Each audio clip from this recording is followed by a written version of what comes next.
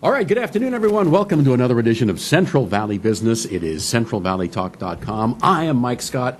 Glad you're with us today. We have a nice show planned for you, beginning with Airwrang Mixed Martial Arts. They're up at First and Nice, right by the Save Mart supermarket there. This is Tyshon Johnson, who's going to tell us about everything they do up there. Tyshon, thank you for coming in today. Oh, thank you for having me. All right, tell me about, first the name, Airwrang.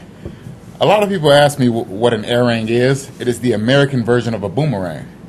I didn't know there was an American version of a boomerang. For a brief second, there was. A brief second.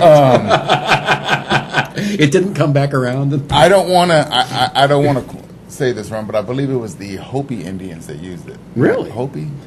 I know they're in Arizona. I can't remember, but they used it. Now they have a big casino. It looked more like a chakram, like the Japanese chakram or Chinese chakram. A weapon, you throw it and it bounces back, comes back like a boomerang, but it was a circle.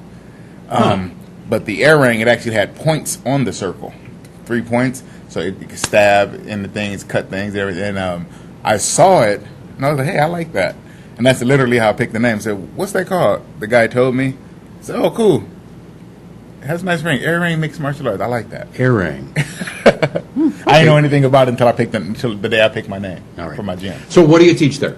We teach Brazilian Jiu-Jitsu, Judo, boxing, and wrestling. We just added Kempo Karate about a week ago. But I say Brazilian Jiu-Jitsu. Brazilian Jiu-Jitsu is really popular. With MMA, yeah. Yeah, it's really popular. But I like to differentiate. I like people to know I'm not a sport jiu-jitsu person. There's Brazilian jiu-jitsu, then there's sport jiu-jitsu. Sport jiu-jitsu. What's the difference? Sport jiu-jitsu, they teach more for competitions. And this is just my opinion. You learn a lot of stuff that if your kid walked out into the street and got attacked, they're not going to be able to defend themselves with. Like a lot of people fall around on their back. They like to spin in circles. And I'm 6 foot. If you're in a street fight, that doesn't do any good, does it? Yeah. I'm 6'1", 200 pounds. I have arthritis in my shoulder and both knees. I'm not spinning in circles. Okay. I don't blame you. I started as a boxer when I was 8, and you know what? I approach everything like boxing. So if I'm going to defend myself, I'm going to defend myself. So I make sure I teach all students, adults, men, women, kids. You're going to know how to defend yourself, and all that spinning upside down, you can get that later. Right now, we building the basics. Right now, we building the basics. Yeah. You know, I treat my students like a house. I put a solid foundation before I build the house. Good advice. You know, and so that's the difference between sport and true jiu-jitsu. The sport is flashy little moves. That's perfect example. There was a black belt, and this happened in Fresno. He got into a fight. I'm not going to put the bar that he got into a fight at on blast, but he got into a fight. I was there. He grabs the guy, and he tries to do what we call pull guard. He jumps up, wraps his leg around the guy, and tries to pull the guy down. Well, the guy grabbed the bar stool and hit him in the face with it. You know? So that move went right out the window, didn't In the self-defense situation, I would not have been jumping guard. Self-defense situation, I'd have threw that guy on top of that bar stool, you know, and been able to walk away. So what was the result of that fight? Who walked out? Oh, they both walked out. Was there a winner? I don't know if the black belt appreciated those 14 stitches. You know, you hit in the face with a bar, so that hurts. I don't. In a fight, anything goes, though, right? I mean, in a fight, he wasn't expecting that chair to come flying. He was not expecting to get hit with the bar stool because that never happened in his training. Then it didn't. You know, when you're training for sport and sport only, you're given unrealistic expectations and goals of how things flow. Right. So how do you teach that in your classes? My students can't even. I don't allow them to do a competition for the first 3 months that they're with me. The first 3 months, all you do are the basics in self-defense. That's when you get your first stripe on your belt. Okay. Like you said, build that foundation. We build the foundation. Once you get past that 3 months and you can successfully pass the self-defense test, then we can talk about you doing some sport. That is something I do not give on. I have 3 daughters, and I want my 3 daughters to be able to defend themselves. So I assume other parents want their kids to be able to defend themselves. I assume women want to be able to defend themselves. I assume men want to be able to defend themselves. So for that 3 months, that 12 weeks, if you come to Tyshon Johnson, you're not just jumping on a mat and spinning in circles. You're working on your self-defense foundation. Once you can prove to me that you can defend yourself, I know that when you walk out of my doors, I don't have to worry about you. Then we can do sport jiu-jitsu, and I teach you all the spinning around. Now, you're never going to catch me doing the spins and everything, but I have a few students who are real good at them. And I'm not one of them. You're not one of them. No. All right. After that story you told me about the fight in the bar, did you ever consider bringing bar stools into your studio to incorporate them somehow into? I use props. In fact, I'm glad you brought that up.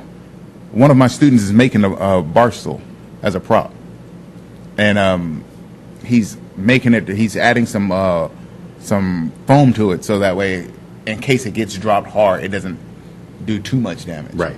But again, I'm against unrealistic expectations, so I want my students to know if something hits you, it's going to hurt. So the goal is, 1, to stay out of the conflict. 2, when you're in the conflict, you need to neutralize the aggressor. Your attacker. You need to neutralize them quick. All right, don't give them time to scout and see what they can do. No jumping in the air and pulling guard.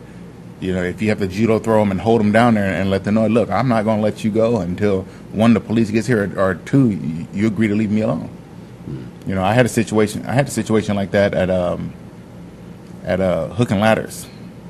I was standing outside talking to my friend. The guy walked up and grabbed me, and I grabbed him back. And I told him, I said, now, you can walk away and leave me alone. I can go in and finish my beer, or I can keep you here all night. And it turned out to be a joke, but he realized afterwards, you know, how serious things could have gotten. Some of his friends knew me, and I didn't realize it. I had never met the guy before. So they put him up to it? They put him up to it. You're lucky like you said, lucky he walked out of there. You know, and I told him, and then my buddies ran over like, hey, we told him to do it. I was like, hey, man. Don't do that again. don't do that. You know, you touched on this briefly. You teach your students, right, the best thing to do is avoid the fight if you can. Right. Just because you can fight doesn't mean you want to. No, or you should. don't. You know, I started boxing when I was 8 years old, and I turned pro in boxing. And I'm going to tell you, I learned something at a gym called Johnny Tacos over in Las Vegas.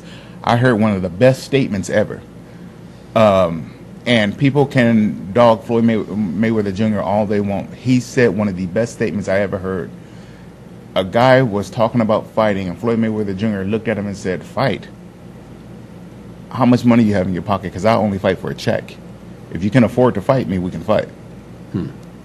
You know, and I passed that statement off. Just because you can do something don't mean you should. And I've actually removed students from my gym and told them they couldn't come back because they've went out and picked fights. Because they have the wrong attitude. Right. So there's no point in me teaching you. Because now you're going to get more advanced and you go out and do something that you end up in jail or whatever, or you end up hurting somebody. They're going to say, where'd you learn that?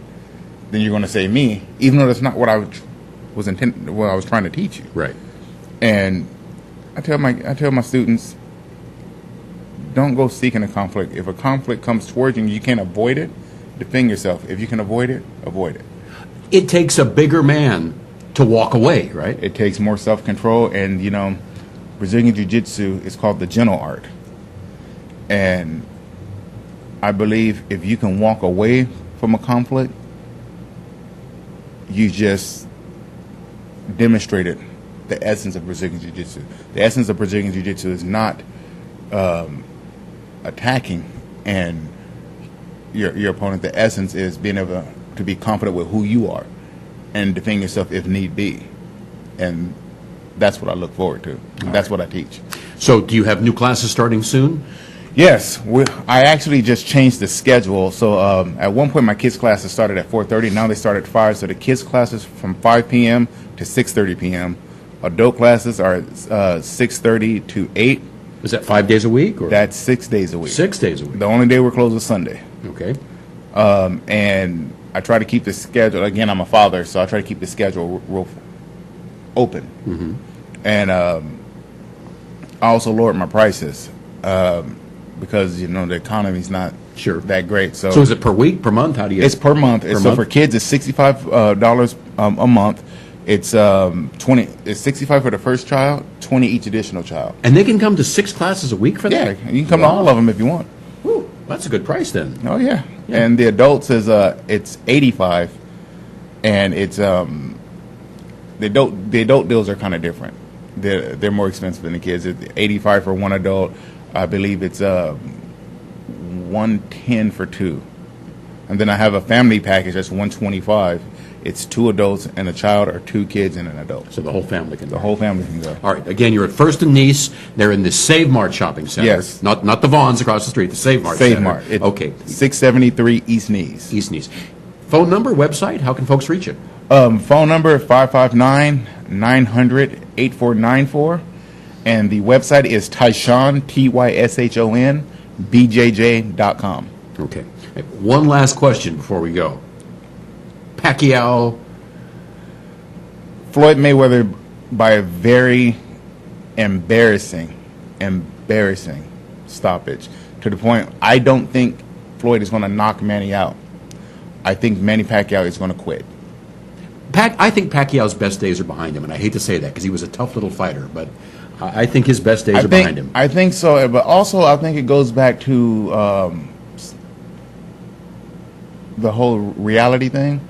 Pacquiao was only good against certain types of fighters, and Bob Arum did a great job of matching them against those fighters. HBO did a good job of passing them off to us. Yeah. Now reality, this is my opinion, reality is going to set in. He's going to realize, at some point, Roy Jones found out, at some point, there is someone who does not care what people think about you because they know who they are. Floyd Mayweather, I've talked to the man. He knows who he is. And I think Pacquiao's going to find out. Well, we will all find out. Not this weekend, but next weekend. Yeah, May 2nd. Wow. Would you like to be there at that fight? Oh, yeah. The cheap seats are going for like $6,000. I know, it's insane. It's the biggest thing in Las Vegas in years. Floyd, I love you, brother. Send him a ticket. I will be watching that from my couch. $100 is cheaper than $1,600. I'm going the cheap route. I agree. Tyshon Johnson, Airwrang Mixed Martial Arts here in Fresno, First and Nice. Great packages for you and your family. Check it out. Thanks for coming in today. Thank you. And we will be back with more on Central Valley Talk.